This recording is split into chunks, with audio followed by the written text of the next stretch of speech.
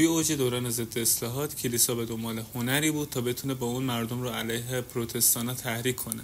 به خاطر همین از هنرمندا خواسته میشد تا آثار پرشور و تاثیرگذاری رو خلق کنن تا به وسیله اون بتونن عموم مردم رو تحت تاثیر قرار بدن.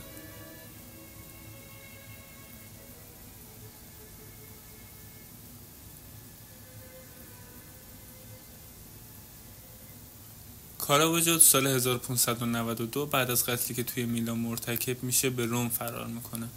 روم اون زمان شهری بوده که کاردینال ها و راهبه ها شونه به شونه خلافکارا و فاحشا زندگی میکردن و همین مسئله باعث میشد کسی مثل کاراواجو راحت تر بتونه تو اون شهر جا بیفته.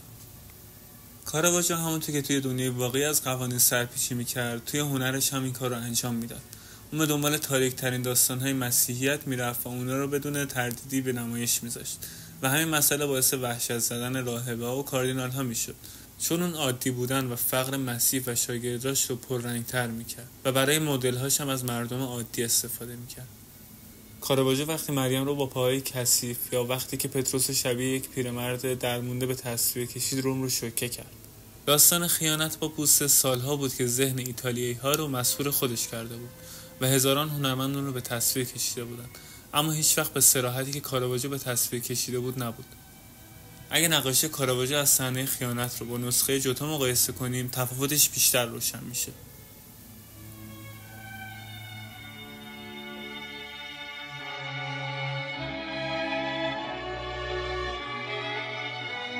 جوتو کل ماجرا رو شلوغ و پرجزئیات نشون میده، صحنه پر از آدم و آشوب.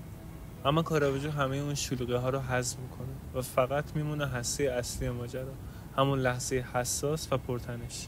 ما امروزه به نمای نزدیک توی سینما عادت داریم، ولی تو قرن 17 این که صحنه اینقدر بسته و نزدیک نشون داده بشه خیلی عجیب بود. جوتو ماجرا روی یه صحنه دور و شبیه تئاتر نشون میده، اما کاراواجو نقاشیشو میاره درست جلوی صورت، انگار چند قدم بیشتر باهاش فاصله نداری. جوتو مسیر رو نشون میده که توسط یه ارتش دستگیر میشه، ولی صحنه کاراواجو بیشتر شبیه به دعوای خیابونی به نظر میرسه. هر دو نقاشی توی شب اتفاق میفتن، همونطور که انجیل میگه، بعد از شام آخر و دعاها. اما شب کاراواجو یه دنیای دیگه است.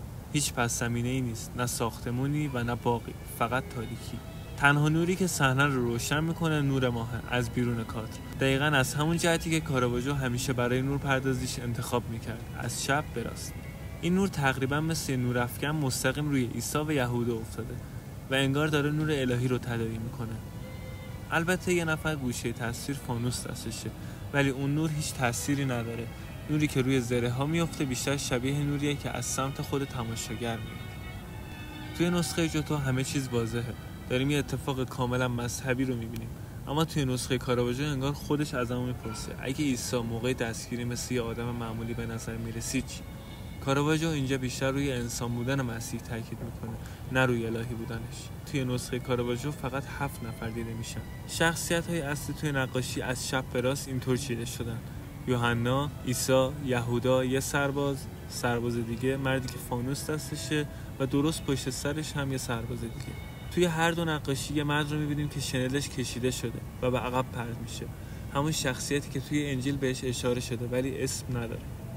جواب قطعی وجود نداره، اما به نظرم هم کاراواجو و هم جوتو می‌خواستن نشون بدن که اون یوحنای انجیلیه. یوحنا جوان‌ترین شاگرد بود و معمولاً بدون ریش کشیده میشد. کاراواجو هم اونو بدون ریش کشیده، با لباس قرمز و سبز، رنگ‌هایی که معمولاً با یوحنا ارتباط دارن. توی نسخه خلاصه شده کاراواجو انگار یوحنا نماد همه شاگردایی که فرار کردن و چون محبوب ترین شاگرد بود، در واقع به عنوان نقطه مقابل یهودای خائن قرار میگیره. نکته جالب اینه که موی یوحنا و عیسی کاملا شبیه، انگار با هم یکی شدن. مسیح قراره به صلیب کشیده بشه و از دنیا بره، اما یوحنا زنده میمونه و نقش نگهبان و گسترش دهنده ایمان رو به دوش میگیره. یکی از اولین چیزهایی که توی هر دو نقاشی به چشم میاد بی‌احساسی صورت مسیحه، اما طبق انجیل عیسی میدونست یهودا بهش خیانت میکنه و همین باعث نجات بشریت میشد. برای همین غم و اندوهش بیشتر نشونه پذیرشه، نه شوک یا تعجب. یهودا هم توی نقاشی کاراواجو خیلی انسانی تر و پیچیده تره تا اون چیزی که جوتو نشون میده، یه خائن ساده و شرور. چهرهش پر از تناقضه. یهودا انگار از چیزی که قراره اتفاق بیفته عذاب میکشه تازه خیانت کرده، اما بلافاصله پشیمون به نظر میرسه و با تمام وجود به عیسی میچسبه، طوری که سربازا مجبور میشن دستاشو جدا کنن. حتی توی خود انجیل هم یهودا هیچ وقت با چنین عمق روانی تصویر نشده، کاری که فقط کاراواژو انجام داده. بازوی سرباز و شنل پرپیچ و خم یوحنا یه قاب داخل یه قاب دیگه میسازن و صحنه اصلی رو برجسته‌تر میکنن. کاراواژو خودش هم داخل تصویر حضور داره. این اولین باری نیست که هنرمندی خودش رو وارد اثرش میکنه، اما هیچ وقت قبل از اون پیش نیومده بود که هنرمند نقش مهم و تا این اندازه مستقیم رو داخل چند نقاشی برای خودش انجام بده. سمت مقابل نقاشی دست راست یوحنا هم پیداست، همون دستی که مکاشفات رو نوشته. کاراواژو به وضوح خودش و یوحنا رو توی یه ردیف قرار میده. از نگاه ضد اصلاحات، کاراواژو نقاشی مذهبی رو وسیله برای گسترش ایمان می‌دونست. شاید اون با این صحنه خودش رو ادامه دهنده سنت موعظه مسیحی می‌بینه.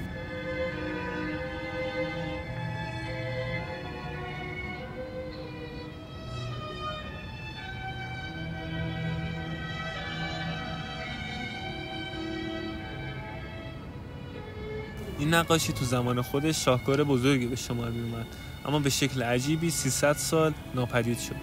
نقاشی اون تو اوایل قرن 19 هم دوباره پیدا شد. این نقاشی تو سال 1602 به سفارش خانواده ماتئی خلق شد، اما 200 سال بعد وقتی نوادگانشون رو فروختن، خریدار اسکاتلندی فکر میکرد اثر از شاگردی به اسم هانت هورسته.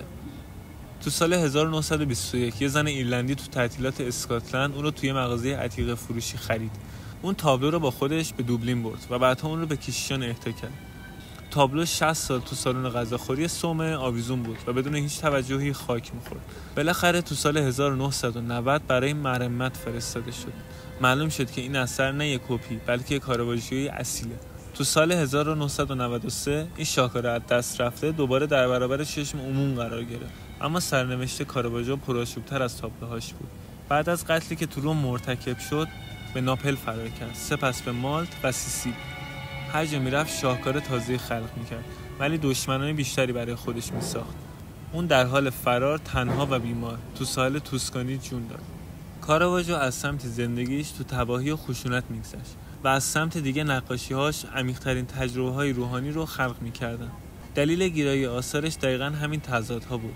اون سنت غالب نقاشی ایتالیایی رو رد کرد و صحنه‌های مسیحی رو طوری کشید انگار همین امروز و همینجا در برابر ما رخ داده. بعد از مرگش جسدش قرنها گم شده بود تا اینکه تو سال 2010 پیدا شد و خلاف اون چیزی که اکثریت فکر می‌کردن، نه سفلیس، نه مالاریا و نه دست دشمناش کشته شده بود. علت مرگش مسمومیت با سرب بود، سربی که توی تمام عمرش با اون نقاشی می‌کرد.